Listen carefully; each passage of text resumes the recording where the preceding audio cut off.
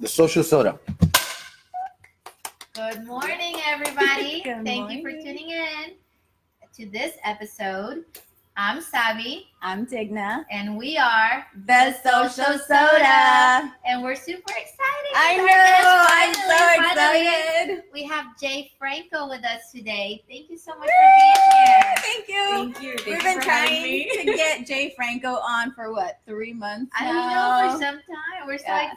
You're a busy gal. I am. That's a good thing, though. That's a It good is thing. a good thing. So Jay, introduce yourself a little bit. Tell us, where are you from? What do you do? Okay. A little bit. Let's start a little bit. Tell us. So, as you know, I'm Jay Franco. I'm from Brownsville, Texas, a little town in the tip of Texas. So I am a Valley girl, a straight up Valley girl from Southmost, and I always claim that.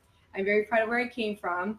So I can get a little hood. I can get a little hood even though I'm very proper all the time. You know, just don't get me on a bad day because she'll come out.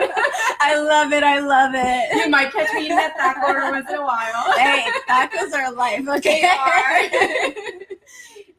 Yeah, and then so I own a marketing agency here in Houston, Texas. It's called Franco Innovative. It's me, our creative director, and our executive producer.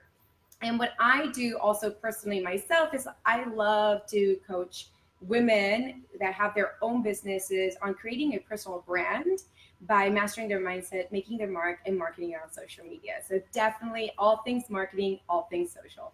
I mean, nowadays, those days of like taking out a commercial or taking out a billboard, I mean, they're still there, but social media is really, really prevalent nowadays, isn't it? Yes, it is. I mean, if you're not on social, then you've got to first figure out why are you not on social, Right?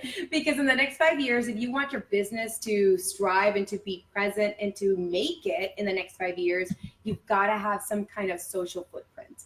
So what got you into the whole marketing aspect? What made you think like, hey, you know what? Marketing is what I want to do. It's definitely one of my favorite stories, and I love to share that story. One of the reasons why is because I was actually, ironically enough, as we were talking before the show, we were talking about commercial property. So I was on a look for commercial property at that time because at that time I used to have my own like kind of catering business. It was very similar to my Fit Foods. Oh. Yeah, and so I was looking for a location, and I had some investors, and we were looking. And through the process of creating this business, at that time, I went to the marketing agency Stan and Lou to get them to help us with our branding, our marketing initiatives, everything. And while I'm there in their office and I'm helping bring this business to life, I got so excited with the whole entire process. And I also met Michelle LeBlanc, who used to be the president of the American Marketing Association here, the Houston chapter, a couple of years ago. And I met her also because she was working at that firm.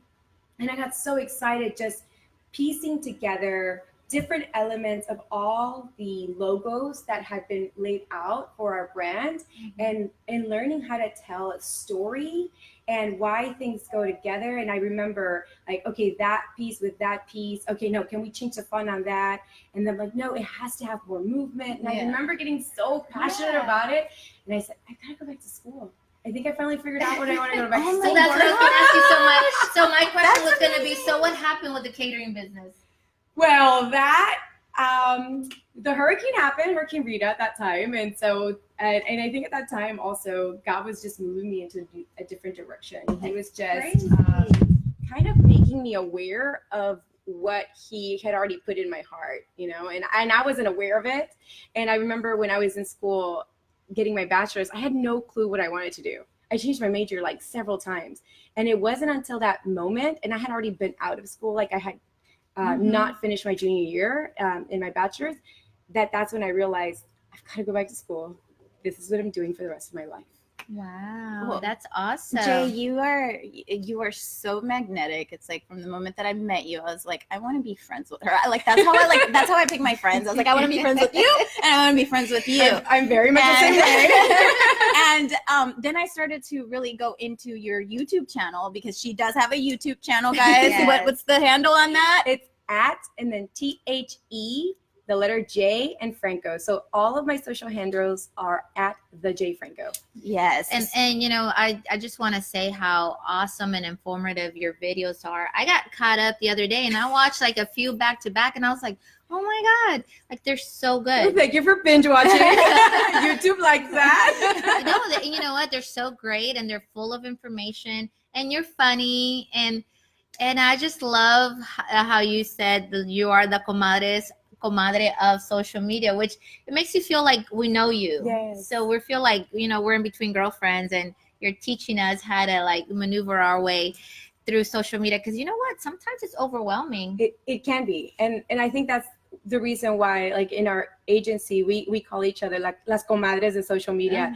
because in Hispanic culture, as you guys know, your comadre, your mom's comadre knows everything. She knows the whole gossip, the whole 911. She can tell you that she saw your kid and what they were doing. And so that's the thing that, you know, we grew up with these godparents, right? And they're pretty much like our family, our second family, and we respect them. We love them. We love them like if they were our own aunts and uncles and even at some point, even parents, right? And so a lot of times in social media, it gets a little scary. People are like, oh, I don't want to hire a marketing manager because I don't know what to expect, or it's a little overwhelming. And I feel like if we let you know that we are like your comadre, we're that godparent, we come in and we know everything about your business and we want you to succeed. And it's that you know, your mom's best friend who wants you to succeed and treats you as her own kid and says, this is my kid too. And is very proud of your business or proud of your child. So take me through the process. You have somebody who, let's just say she has a hat store or something like that, and she is not anywhere on, she has like no social media footprint. How does that conversation look? Like, how do you like guide her and hold her hand? What are the first steps that you really? Oddly enough, I just had a client like that. Really? And she has hats in her store. Oh my God, I'm telling you. Today, all these signs today. Oh my gosh, this was meant to be. Next thing you know, you're going to be officing out of here. I know, right? Why not? It is a beautiful location though. But so I set up a few appointments with her beforehand. So I just kind of want to understand her business, where she's coming from, what is she currently doing. And it just so happened that this client she does great on Facebook and she's had her business for a while, but she doesn't understand how to work Instagram. She doesn't know how to link Instagram to her online shopping store. So she's not capitalizing on selling through Instagram. So there was a lot of things that I do. So at first I see if you're the right fit with me, right, and that I'm the right fit with you. Then the next step is to audit your social media presence and basically audit your marketing strategy, because it's so important to have a strategy. You can't just go and be like, well, you know, today I'm just gonna see if I decide to get on Facebook. You have to have a reason why you're on Facebook. Is it to generate leads? Is it to make money? Is it to make connections? Is it to make networks? Like for me, yes, I have my agency and my agency pages, but you guys met me through my personal brand. So and through my personal brand, it's to make those connections in the community. So you have to first identify what is needed in the business, and also really understand the target audience. Like who's that shopper? You know, who's going to be shopping for this specific hat, let's just say, and making sure that we're present in her community, that we're also present in her mind, that if she thinks of hats, oh, I'm going to go buy a hat, where's she going to buy it from, right? Because people buy from people they know, like, and trust. Exactly, yeah. And so you have to create this business, whether it's a personal brand or a business brand, you have to really create this persona of, this is like a person that's living in the social sphere. That's so funny that you say that people like to purchase or work with people that they like. And I actually have gotten clients from social media where it's like you don't know them, but it's like you end up building that connection with them through social media. So you're right, because I've actually maintained friendships with past clients just because we've had such a good time and we stayed friends. But I wanted to touch on that point that you said. It's not just about the content, because you know, you could have great content, and I've noticed that a lot of pages don't get noticed, and you don't get enough likes. it because of the algorithm. So you have to also do work on that and see how it's going and make sure that the posts are going to get enough exposure, because I've noticed that, and we've talked about that. And actually for our more social media savvy, because I know that there's probably people here that already have a business that's growing, but it's like there's like this little hiccup in the last couple of weeks. So what's going on, Jay? What's going on? Yeah, because I've even talked like to Digna and Frank about it. I'm like, wow, these people are posting really great content, 2 likes, 3 likes, like what's going on? And then that's when you posted your video about the algorithm changing, that people weren't getting like any kind of response. So, well, I have to tell you, even from my own personal experience, I went through as you said, a hiccup. And I was like, oh my God, I'm dying here on Instagram. And I was having some really great traction, and I was really about to hit that 10K mark. So congratulations. Yes, I can get a little swipe up. We all want that, right? So I'm on plan, and then the algorithm decides to reset. And you're like, seriously? But why Instagram? But why? So what happens, it was good. So what happens is they start adding new features. And so there's a break in the code. And whenever there's a break in the code, something breaks over here that was not working, or something that was working is no longer working. And sometimes things that were not working are now working. So it just depends. And whether it's they're creating new updates. This one was a really big one. They really changed the layout. They added new stickers, new features, new functions. And then they're also testing out in different places of the world, specifically like Australia, Canada.